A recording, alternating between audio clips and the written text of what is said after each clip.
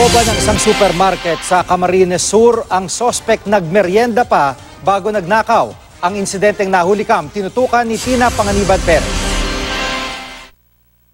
Sarado na ang supermarket na ito sa Baaw, Camarines Sur, pero ang lalaking yan, palakad-lakad pa rin sa loob.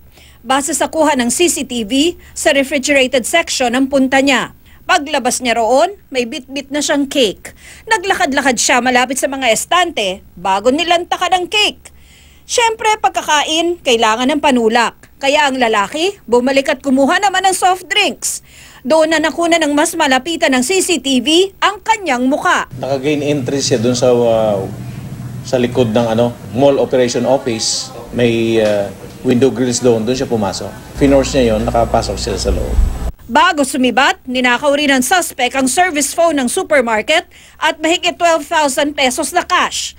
May gwardya naman sa establishmento. Tumunog din daw ang alarm, pero hindi nakita ang lalaki sa loob. Most probably, taga rito lang siya. Kasi alam niya yung area eh.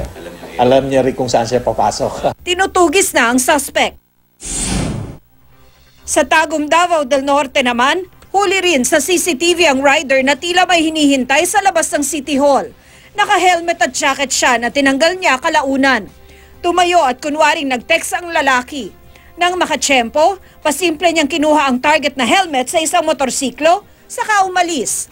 Ang hindi niya alam, hindi na talaga siya makakalabas sa lugar dahil naka-standby na ang mga huhuli sa kanya. Nabawi ang ninakaw na helmet, pinusasan ng lalaki at ineskortan hanggang sa kulungan. Tina Panganiban Perez, Nakatutok, 24 Oras.